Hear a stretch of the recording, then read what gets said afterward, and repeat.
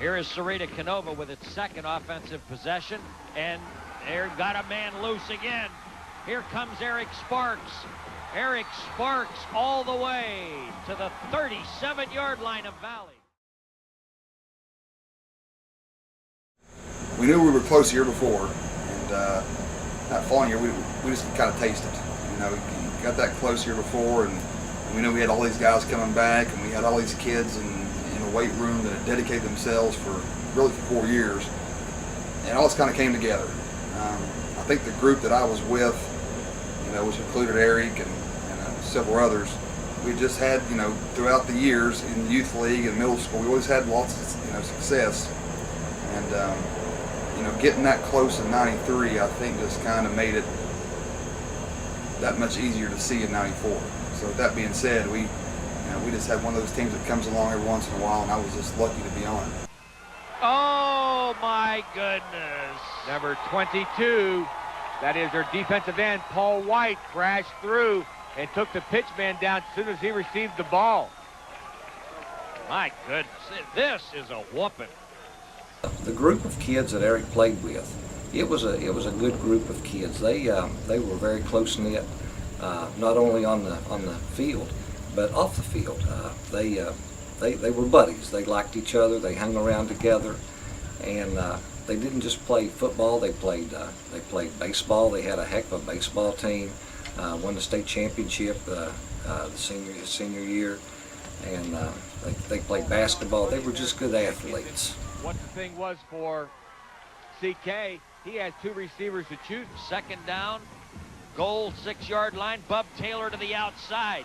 Bub Taylor scores! We had a situation one year, I think it was in 1994. We had one of our players got hurt, played up on the line, and Eric was a fullback, played middle linebacker for us, and he was so smart. He was very, very intelligent.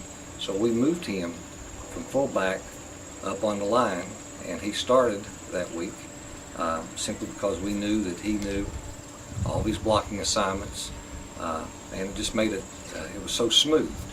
And Eric was our starting fullback, and Coach Money, had asked him, and Eric, we need you on the line this week. Need you to play up. I think it was tackle.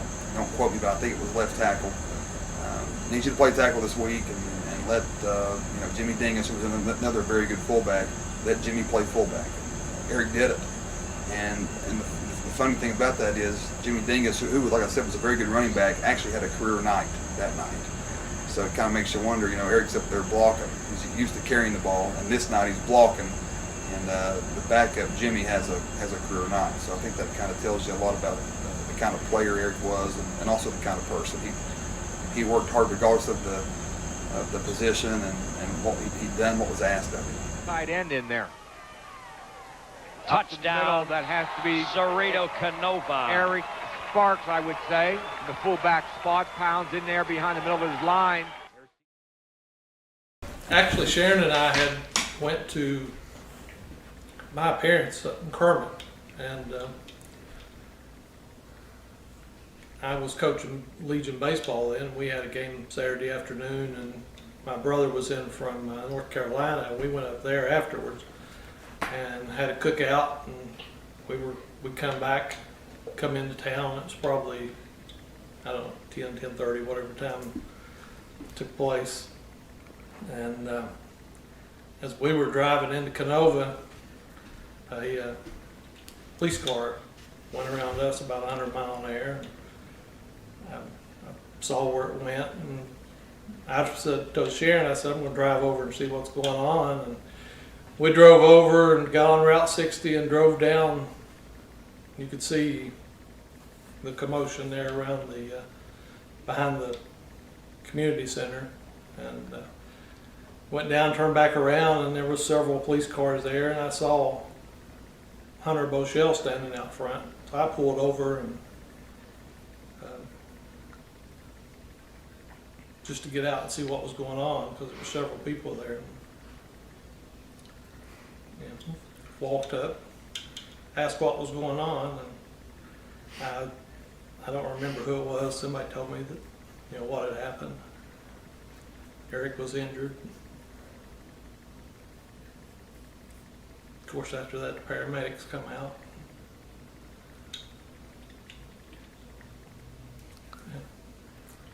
Talked to, of course, Paul Dameron was a paramedic then. And I asked him what happened, and he explained to me. Pretty much told me then.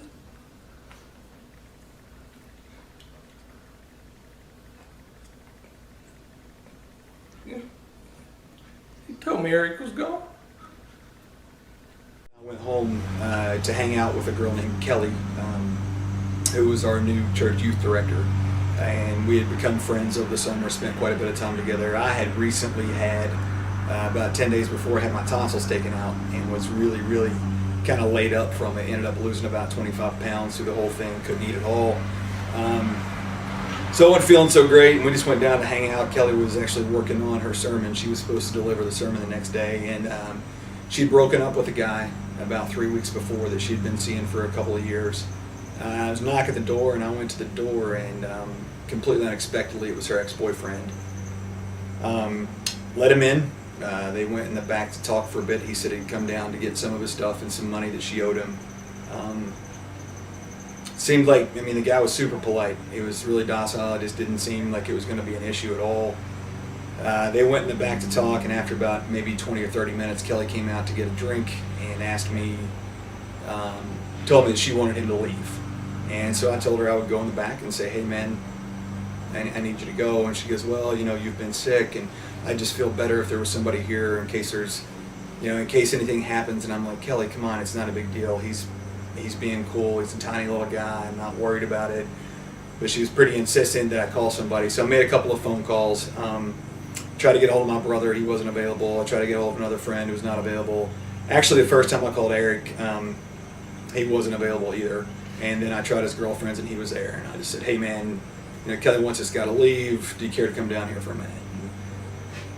So Eric showed up. Very long story short, when we were asking the guy to leave, everything was fine. As we started to leave, he had a duffel bag that he had brought to put his stuff in that Kelly had, and he pulled a gun out. After the guy went in the room and killed himself, I stood up. Eric was still awake. He could see back there, and I was like, man, did he kill himself? Did he kill himself? And Eric kind of shook his head, yes. I got on the phone, called 911, ran over.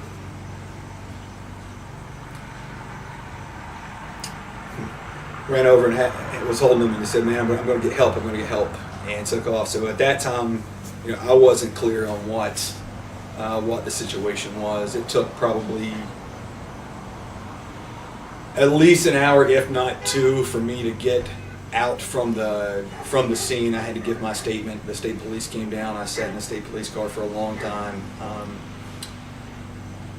I didn't actually find out Eric had passed until I got to my parents' house, and we'd been in there. I had some ice on my throat. Some friends and family had come by, and there was a phone call from the hospital, and that's when I got the news. I know we were in Florida on vacation when it happened, and I was shocked. I mean, of course, like everyone else, could not believe it. And then you think, well, how could this happen to a young man with his character, a good kid, a straight-A student in school, had everything going his way, and it just shows that things can change, and we need to be ready. You know, we need to be ready for the unexpected. I can remember when that happened to Eric that, you know, there was a very big outpouring of support for you know, Bob and Sharon and Jonathan and Elizabeth and all their family, and then all the friends, and this community's always done that, and you can see over the last 16 years with the Memorial Weekend that they just keep doing it. Skip Looney brought the idea up, and we talked about it and just planned it the first year. And the first year, you know, we had a big crowd the first year for the golf. We didn't have a dinner the first year, but you know, I don't think anybody thought it was would be around 16 years later, but it was just something, an idea to raise money, and we tried it and went with it. It brings a lot of people together. I mean, I know I travel pretty far to come here, and I know a lot of other people travel a long way too. And it's, you know, it's an annual thing that you do, and you always make plans around it. And the fact that it's not just the money that comes in for, you know, for the community and the various youth programs. It's, you know, the camaraderie of, you know, the people around here, because, you know, the majority of the people that play in this tournament all have a connection one way or another to Eric or to his family or to, you know, it's such a tight-knit community that everyone just comes together. And in all honesty, you don't see this too much anymore. Our very first guest speaker to speak at the dinner that we hold on Friday night, the night before we do the golf outing, was Chad Pennington, and we've had several others since then. People such as Floyd Stark, Keith Morehouse, David Walsh, Michael W. Smith, Phil Ratcliffe, Donnie Robinson, former Major League pitcher, Barney Thompson, Rick Minter, and Mark Snyder. With that money that's raised for that dinner, that also goes in conjunction with the golf tournament, and that money that's raised all together goes back to support all the youth sports that Eric participated in as a youth, such as CK Youth Football, CK Little League, CK Buddy Basketball, and CK Babe Ruth. We also do a scholarship at West Virginia Wesleyan. This is a tribute to him, and this night is special. I know the date tonight, I know what it is that's special. But I think it's also pretty special. We're back at Eric's church. And I grew up at Canova Baptist Church, and that was special to me, but I think it's very special that we're here at Eric's church this evening. I think that he would be very, very humbled by all of this, and I think that there's no way, knowing him, that he would ever expect anything like this to happen. And I think that he would be shocked with what has happened over the past 16 years.